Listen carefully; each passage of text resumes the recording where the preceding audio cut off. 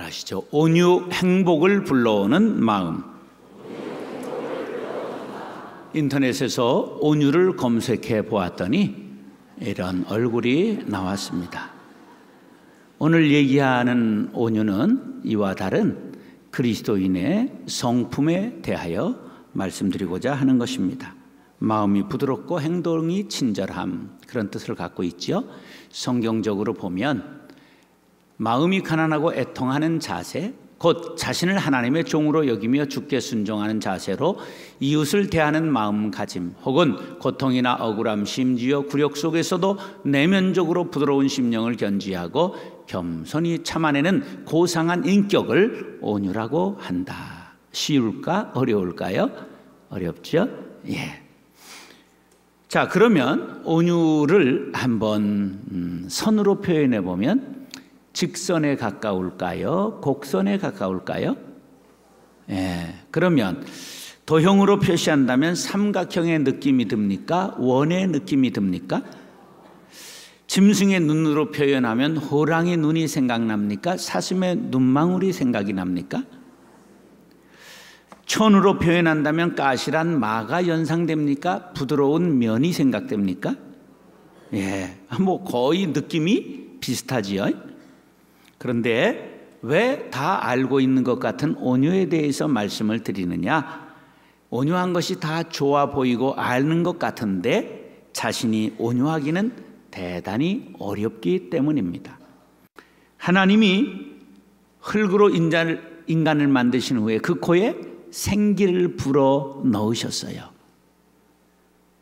그래서 우리가 하나님의 따뜻한 기운을 받으면 생명이 넘치게 됩니다. 개인뿐 아니라 가정도, 모든 공동체가 성령이 역사하면 따뜻해지고 밝아지고 부흥케 됩니다. 옛날 어른들이 바람이 어디에서 나온다고요? 시베리아에서 오는 게 아니라 뼛속부터 바람이 나온다, 이런 말 들어보셨어요?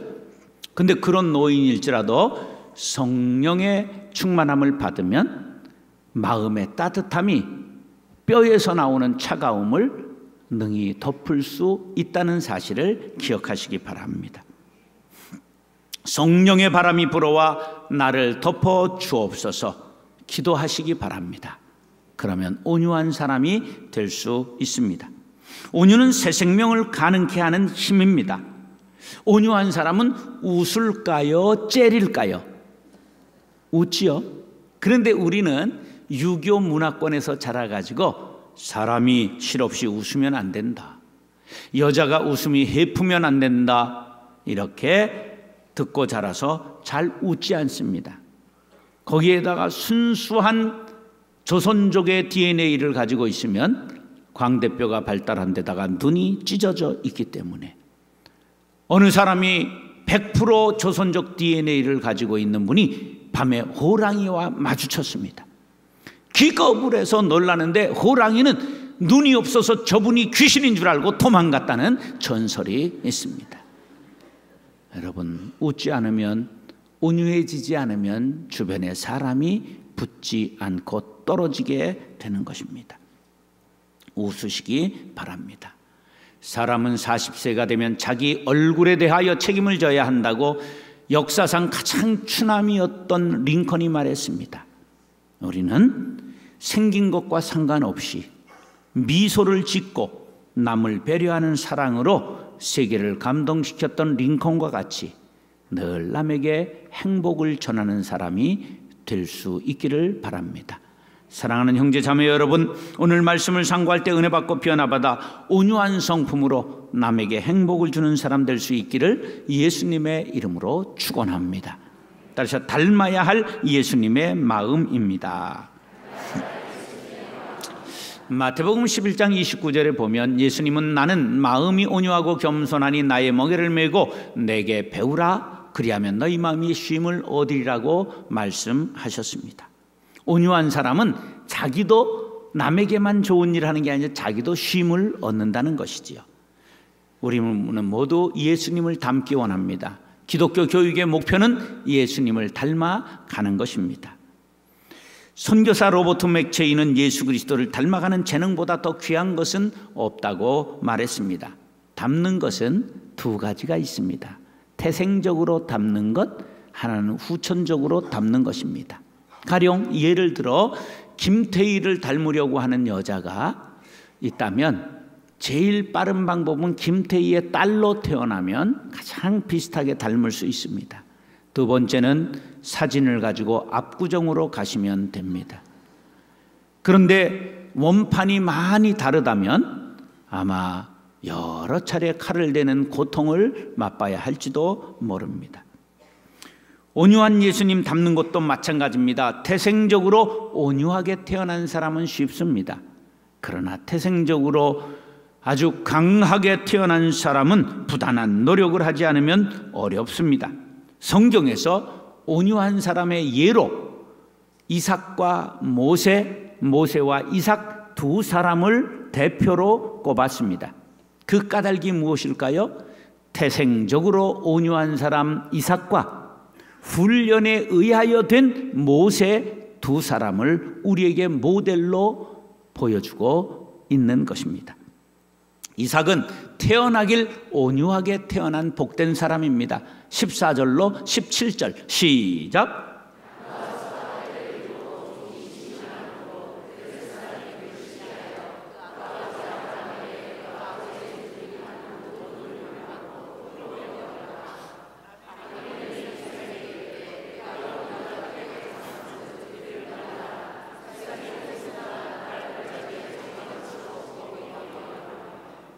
이삭은 유목민인데 소떼와 양떼가 많아지고 종들이 심히 많아졌다고 성경에 기록하고 있습니다. 그런데 주벳의 블레셋 사람들이 와서 시기하면서 우물을 흙으로 메우고 그들을 떠나라고 압박합니다.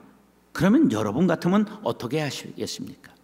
이삭에게 돈도 있고 뭐도 있다고요? 종들도 심히 많았습니다. 지금 말로 말하면 돈 주고 무기 사서 무장하고 싸울 만한 힘이 있었다, 그런 말입니다. 그런데 전혀 그렇게 하지 않고 조용히 떠나고 말았습니다. 이렇게 되는 사람이 있어요. 그런데 보통 사람들은 죽었다 깨어나도 그렇게 안 됩니다. 힘이 되면 힘으로 싸우고 힘이 안 되면 독약을 우물에 풀어서라도 복수하고자 하는 것이 보통 사람들이지요. 그래서 온유한 성품을 훈련해야 합니다. 성품은 하루아침에 이루어지지는 않습니다. 갯골이 3년을 묻는다고 황무가 되는 법은 없습니다. 이 말은 태생이 중요하다. 그러나 훈련하면 됩니다. 그것을 보여주는 예가 모세라고 말씀드렸습니다. 모세는 강한 사람입니다. 온유함과는 거리가 멀어도 너무 먼 혈기 10단입니다. 그러니까 하나님께서 광야로 보내가지고 40년을 뺑뺑이를 돌려 훈련을 시키셨습니다. 그 결과 민수기 12장 3절에 놀라운 말씀이 나오는데 모세의 온유함이 지면의 모든 사람보다 승하더라, 더하더라, 제일이더라, 그렇게 말씀하고 있습니다. 광야에서 양을 치면서 그는 혈기 빼는데 10년, 인내를 배우는데 10년, 과격한 성격 바꾸는데 10년, 불만 불평 빼는데 10년, 그리하여 온유함이 모든 사람의 으뜸이 되었다고 성경은 말씀하고 있습니다. 여기에 쓰인 히브리어는 아나우라고 하는데 핍박을 받음, 가난함, 낮고 비천함이라는 뜻을 가지고 있습니다. 핍박을 받아도 참고 가난해도 참고 낮아지고 비천해도 마음의 평안을 잃지 않은 상태였다, 그런 말입니다. 그러면 이런 말이 나온 배경이 무엇입니까? 이 배경은 모세가 오래 살아 먼저 아내가 나이 들어 죽었어요. 십보라가 죽고 나니까 나이 먹은 남자 혼자 살면 참 불쌍하지요. 거기다가 지도자 아닙니까? 그러니까 혼자 살기가 어려우니까 또 다시 아내를 얻었는데 구스 여자를 얻었어요. 구스는 지금으로 말하면 이디오피아 여자니까 까무잡잡했어요. 그런데 누가 비방하고 나섰느냐? 형제들이 아론과 미리암이 비방하고 나섰습니다. 그런데 하나님께서는 누구의 손을 들어주셨느냐? 모세의 손을 들어주시면서 하는 말이 모세의 온유함이 모든 사람들보다 으뜸이라고 말씀해 주신 것입니다. 왜 그러셨을까요?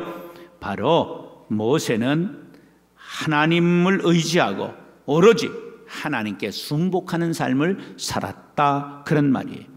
이러한 태도는 인간의 도덕성과 인내로만은 불가능합니다. 오직 성령의 감화를 받은 자만이 할 수 있습니다. 그러니까 모세는 성령의 감동을 충만하게 받은 사람이었더라, 그런 말씀과 동일한 것입니다.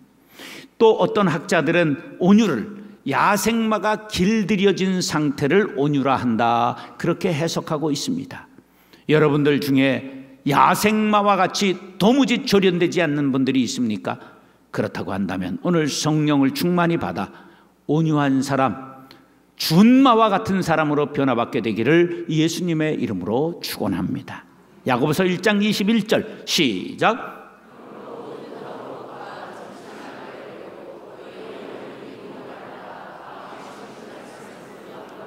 사랑하는 형제 자매 여러분, 온유하신 예수님을 닮기 원하십니까? 성령의 도우심을 구하시기 바랍니다. 야생마와 같은 모세를 길들이신 하나님께서 여러분들을 온유한 사람으로 만들어 주시기를 예수님의 이름으로 축원합니다. 따라서 온유한 자가 땅을 기업으로 얻습니다. 사람들이 온유에 대해 착각하는 경우가 있는데, 온유한 사람은 약한 사람이다, 그렇게 착각하는 경우가 많습니다. 그런데 실제로 강한 자가 세상을 다 지배하고 얻을 것 같은데 결과적으로 보면 그렇지 않습니다. 강한 자가 세상을 다스리는 것을 약육강식이라고 말하고, 또 뭐라고 말하느냐 하면 이제 정글의 법칙이라고 말해요. 근데 적자생존이라는 말이 붙으면 이런 뜻이 됩니다. 약한 자는 강한 자에게 먹히고 약육강식이죠. 그런데 생존의 경쟁 결과가 환경에 적응하는 생물이 살아남더라, 이게 적자생존이에요. 그러면 보세요, 강한 자가 번성하고 막 이 왕성한 것만은 아니라는 것을 생태계를 보면 알아요. 저 밀림의 초원에 가면 사자가 많이 번성하고 있을까요? 사자의 밥인 영양대가 번성하고 있을까요? 사자는 점점 줄어가는데 그 영양대는 많이 번식하고 있단 말이죠. 바다의 왕인 고래는 점점 줄어드는데 새우는 점점 많아지고 있습니다. 이게 웬일일까요? 결과적으로 보면 온유한 자가 살아남는다는 말이에요. 이어 떨어지는 물방울이 강한 돌을 뚫는 법이지요. 태백에 가면 구문소라고 하는 곳이 있어요. 이런 곳인데요, 저게 뭐냐 하면 물이 흘러 산을 자꾸만 때려가지고 산에 빵꾸가 난 거예요. 저게 천연기념물 410초입니다. 산이 물에 의해서 구멍이 뚫린 현장을 저거 천연기념물로 세운 것이 태백에 가면 아주 명소로 자리 잡고 있습니다. 12절 13절입니다. 시작.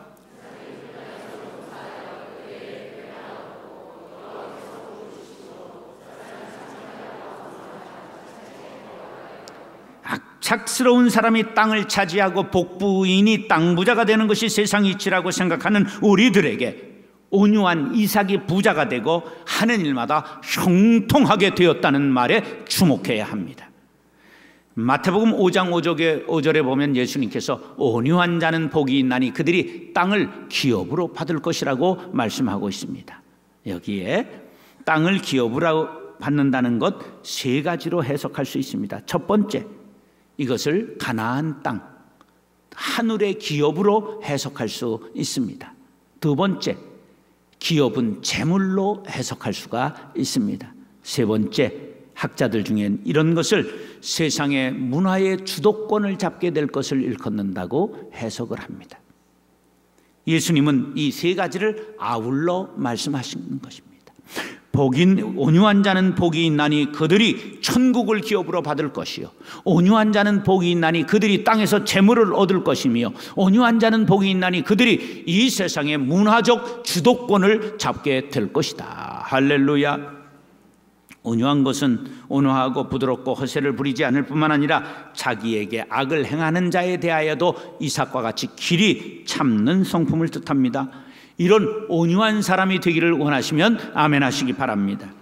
또한 모세와 같이 야생마 같이 성품이 혈기를 내는 사람들, 오늘부터 나는 길들여져 준마가 되기를 원합니다. 다짐하시는 분은 아멘 하시기 바랍니다. 사랑하는 형제 자매 여러분, 온유한 자에게 약속하신 천국을 얻고 이 세상에서 문화를 선도하고 땅을 얻게 되시기를 예수님의 이름으로 축원합니다. 따라서 풍성한 화평을 즐기게 됩니다. 세상에서 존경받는 사람은 돈 많고 학식이 높고 지위가 높은 소위 출세한 사람들이 아닙니다. 그런 사람은 부러움의 대상은 될 수 있을지언정 존경의 대상은 아닙니다. 모든 사람이 존경하고 흠모하는 사람은 따뜻하고 온화한 마음을 지닌 사람들입니다. 온유의 반대말이 무엇이라고 생각하십니까?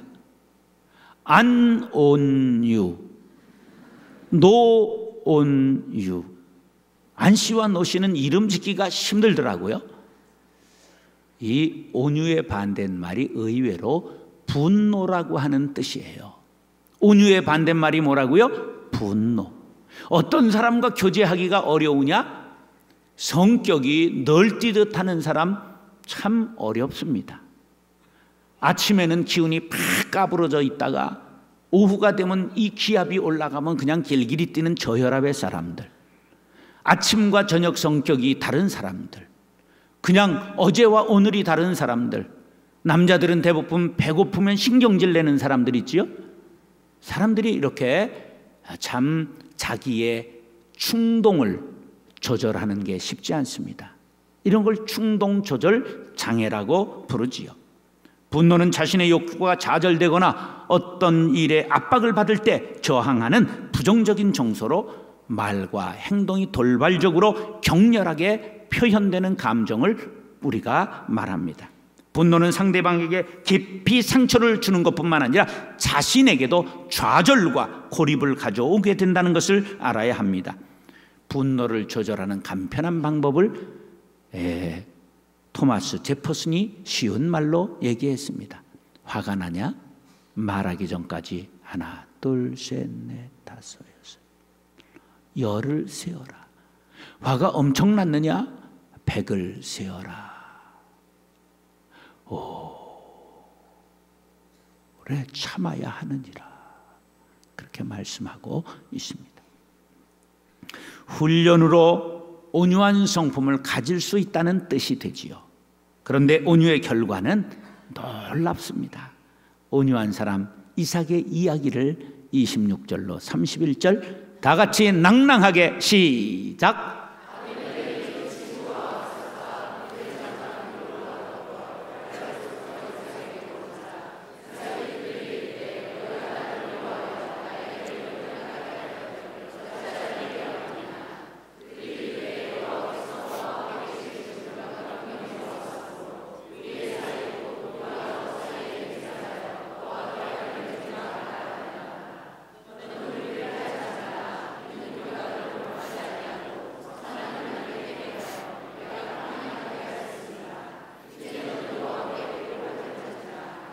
이삭이 그들을 위하여 잔치를 베풀매 그들이 먹고 마시고 아침에 일찍이 일어나 서로 맹세한 후에 이삭이 그들을 보내매 그들이 평안히 갔더라. 할렐루야. 이삭이 아비멜렉과 충돌을 피해서 그랄 지경을 떠났어요. 멀리 갔습니다. 이제 목축을 하고 있는데 아비멜렉이 비서실장과 경호실장을 대동하고 찾아왔습니다. 그곳은 아비멜렉의 영토가 아니었기 때문에 이삭이 신경질이 났어요. 왜 여기까지 쫓아왔습니까? 또 무엇이 필요합니까? 이렇게 말하자 아비멜렉이 의외의 말을 했어요. 당신을 쫓아내고 또 우리 지경에서 쫓아낸 후에 부하들이 와서 보고를 하는 걸 들으니 당신의 양떼와 소떼가 점점 불어나고 우물을 파는 곳마다 콸콸 솟구쳐 나오고 이런 보고를 들으니 어떻게 그런 일이 있을까 곰곰이 생각하게 되었습니다. 가만히 생각하니까 당신이 믿는 여호와 하나님이 당신에게 복을 주시는 것이 분명합니다. 당신이 받는 복을 나에게 나누어 주시기 바랍니다. 우리 이제부터는 상호 불가침 평화조약을 맺고 자자손손 우리가 화친조약을 맺기 원하여 이곳에 찾아왔습니다. 부디 거절치 마시고 당신이 받은 복을 나에게도 나누어 주시기 바랍니다. 어떻게 이렇게 기가 막힌 이야기를 들을 수 있겠습니까? 이 말을 들은 이삭이 어떻게 했을까요? 요즘 우리식으로 말한다면 복음 전하고 전도하지 않았겠습니까? 그래서 복음 전하고 전도한 후에 화친을 맺고 도장을 찍었습니다. 융숭하게 대접을 하고 하룻밤을 재운 후에 그들을 축복하여 보내니 그들이 평안히 돌아갔더라. 할렐루야. 아름다운 이야기입니다. 누가 승리한다고요? 온유한 자가 승리합니다. 유능제강이라고 하는 말이 있습니다. 부드러운 것이 능히 강한 것을 제압한다는 뜻이지요. 부드러운 이삭이 강한 아비멜렉을 이겼습니다. 이삭은 풍부의식을 가진 사람입니다. 세상에 두 가지 오션이 있습니다. 하나는 레드 오션이 있고 하나는 블루 오션이 있습니다. 레드 오션으로 세상을 보는 사람은 자원이 한정돼 있다. 이것을 범하는 저 사람을 싸워야 된다, 죽여야 된다, 빼앗아야 된다, 이겨야 된다고 생각하고 남을 적대적으로 공격적으로 행하는 사람, 레드 오션을 살아가는 사람입니다. 그러나 또 한 사람은 세상을 블루 오션으로 봅니다. 세상은 넓다, 먹이는 얼마든지 있다. 일하는 사람에게 하나님께서 그 입을 재갈 물리시지 아니하시고 풍부한 것으로 주신다.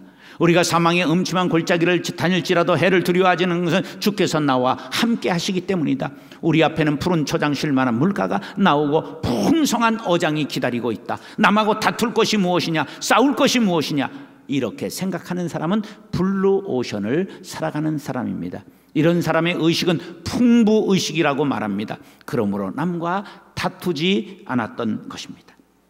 시편 37편 10절로 11절 시작.